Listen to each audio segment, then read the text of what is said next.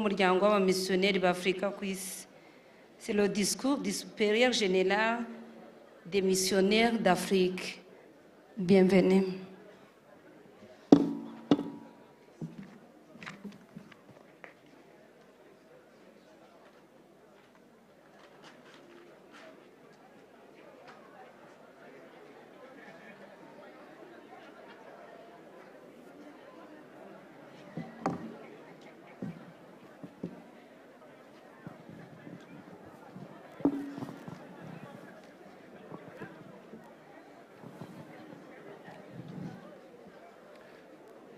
Éminence, Cardinal Antoine Kambanda, archevêque de l'archidiocèse de Kigali, président de la conférence épiscopale du Rwanda. Excellences, révérend Père, révérende Sœur, distingués invités, chers frères et sœurs dans le Christ, Muraho. Aragira ati nyiricyubahiro Antoine Cardinal Kambanda arikiepiskopi wa Kigali mukaba na perezida w'inama y'abepiskopi banyiricyubahiro bepiskopi basaserdoti bihayimana batumirwa bavandimwe muri Yesu Kristo muraho. C'est avec une joie, une grande joie et une profonde gratitude que je me tiens devant vous, ici, dans le diocèse de Cyangugu, à l'invitation fraternelle de son Excellence Monseigneur Edouard Sinayobye, que je remercie chaleureusement pour son accueil. Je suis honoré, dans le cadre du jubilé de l'évangélisation du Rwanda, de participer à cette commémoration solennelle de la première Eucharistie célébrée sur le sol rwandais il y a 125 ans. Aragira ati n'umunezero ndetse n'ishimwe rikomeye kuba mpagaze hano uyu munsi ndi kumwe namwe hano Cyangugu. Natumiwe na nyiricyubahiro Musenyeri Edouard Sinayobye, abamushimira cyane uburyo yanyakiriye, abantewe icyubahiro no kuba muri iki gihe duhimbaza uyu munsi ndi kumwe namwe twibuka imyaka 125 Eucharistia ntagatifu ihimbarijwe ku butaka bw'u Rwanda. Je me tiens devant vous comme représentant des missionnaires d'Afrique, communément appelés les Pères Blancs, ces hommes qui, envoyés par le cardinal Lavigérie, dont nous commémorons cette année le bicentenaire de naissance, et comme Monseigneur Hirt et ses compagnons ont quitté leur terre natale pour venir semer l'Évangile sur le continent africain. Mpagaze hano mpagarariye abamisiyoneri b'Afrika dukunze kwita abapadiri bera, abo bantu boherejwe na Cardinal Lavigérie, tukaba tunahimbaza imyaka 200 uyu mwaka duhimbaza imyaka 200 amaze avutse, ndetse ntekereza na Hirti, Musenyeri Hirti nabo bazanye basize ubutaka bw'igihugu cyabo kugira ngo baze batere imbuto y'Ivanjiri ku butaka bwa Afrika. C'est avec beaucoup d'humilité que je me tiens devant vous. Je suis un fils d'Afrique comme vous. Et c'est quelque chose d'émouvant pour moi que de représenter aujourd'hui devant vous des missionnaires venus d'Europe avec foi et dévouement pour annoncer la bonne nouvelle sur le continent africain et particulièrement au Rwanda. Je n'ai pas vécu leur sacrifice, ni affronté leur longue marche.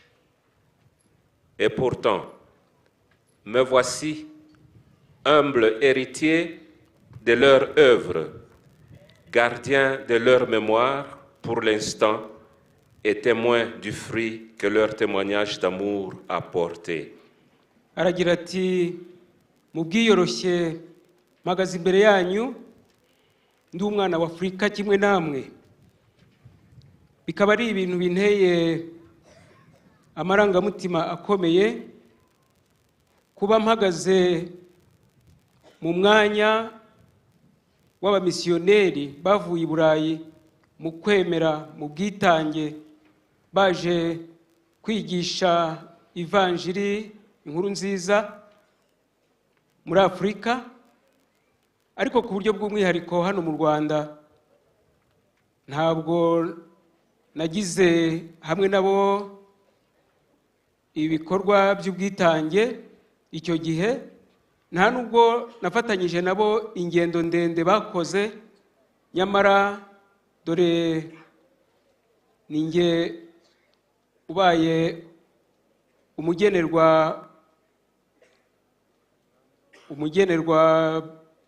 buhamya w'ibikorwa bakoze ndetse n'uburyo tubibuka ndetse n'imbuto bateye n'urukundo, ubuhamya bw'urukundo bwaherekeje iryo yamamazabutumwa. Aujourd'hui, avec vous, je rends grâce à Dieu pour le don de la foi à ce pays. Cette foi reçue avec simplicité par les premières catéchumènes, transmise avec zèle souvent par des catéchistes, nourris par les prêtres, les religieux et religieuses et les fidèles chrétiens. Cette foi a grandi et s'est enracinée. L'Église du Rwanda est aujourd'hui une Église vivante et fervente, et surtout, elle est une Église missionnaire à son tour. Uyu munsi hamwe namwe mwese ndashimira Imana kubera ingabire y'ukwemera yahawe iki gihugu. Ukwemera kwakiriwe mu bwiyoroshye n'abigishwa, kukakirwa kandi kukamamazwa n'abakateshiste n'abapadiri, bakakugaburira abagukeneye n'abihaye Imana ndetse n'abakristu. Ukwemera kwakuze kandi kugashinga imizi. Kiliziya y'u Rwanda uyu munsi ni kiliziya ikomeye, ndetse cyane cyane ikaba ari kiliziya yamamaza ubutumwa nayo nk'uko yabuhawe.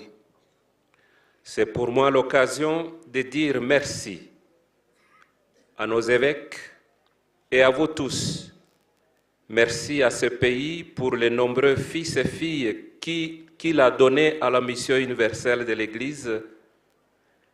Je pense avec reconnaissance à tous les missionnaires rwandais, religieux, religieuses, prêtres et laïcs, envoyés aujourd'hui dans d'autres pays pour témoigner de l'Évangile qu'eux-mêmes ont reçu. Uyu ni umwanya wo gushimira kuri ngewe, ngashimira abepiskopi, ngashimira namwe mwese, ngashimira n'iki gihugu kubera abahungu bacyo n'abakobwa bacyo bitanze bagakora ubutumwa muri kiliziya y'isi yose.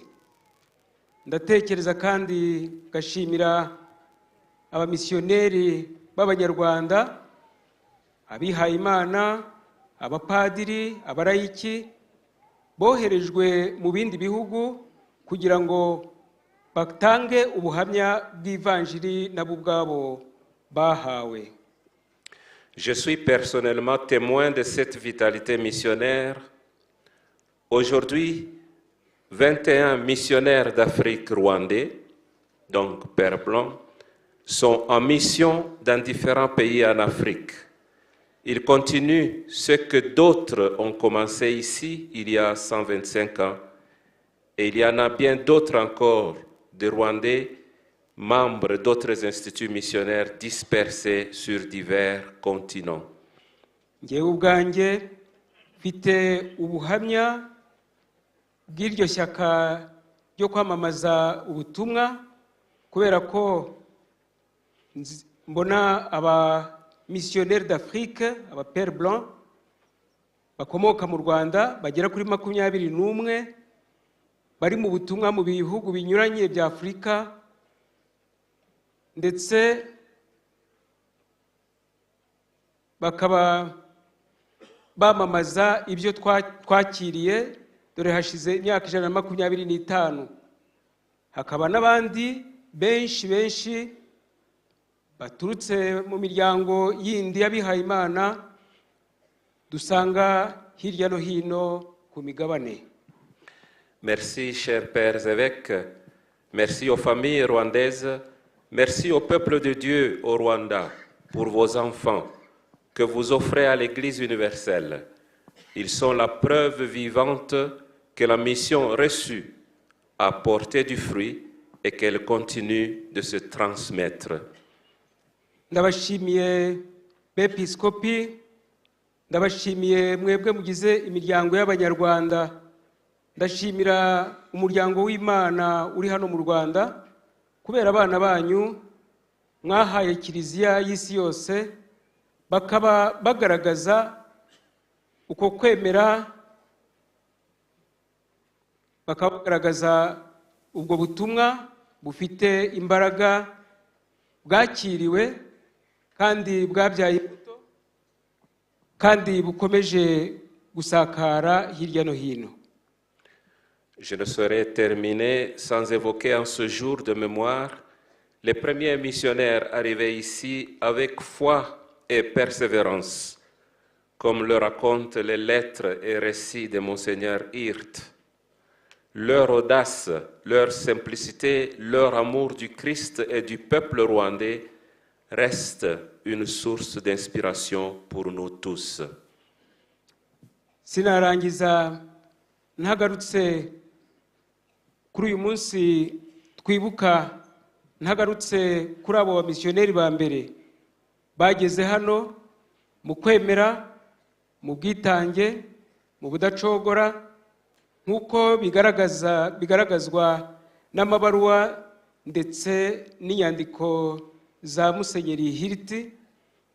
Ubutwari bwabo, ubwiyoroshye bwabo, urukundo rwabo bakunze Kristo ndetse bakarukunda n'umuryango w'Abanyarwanda, ibyo byose ubu ngubu ni isoko twese tuvomaho. Frères et sœurs, l'Eucharistie que nous avons célébrée aujourd'hui dans l'action des grâces est le signe par excellence que le Christ est vivant. Il continue de rassembler son peuple, de nourrir son Église et de l'envoyer au loin. Puisse ce jubilé raviver en chacun de nous la flamme missionnaire qui a accompagné Monseigneur Hirt et ses compagnons. Bavandimwe, Eucharistia twatuye uyu munsi mu byishimo ni ikimenyetso gikomeye cy'uko Yesu Kristo ari muzima. Arakomeza kwegeranya ubushyo bwe, arakomeza kugaburira kiliziya ye no kuyohereza kure hashoboka. Iyi yubile rero niyongere urumuri rw'iyogezabutumwa rwa rundi rwaherekeje Musenyeri Hirt n'abo bari kumwe. Et à tous mes frères dans le sacerdoce, je souhaite un heureux jubilé. Abapadiri bagenzi banjye mwese mbifurije yubile nziza.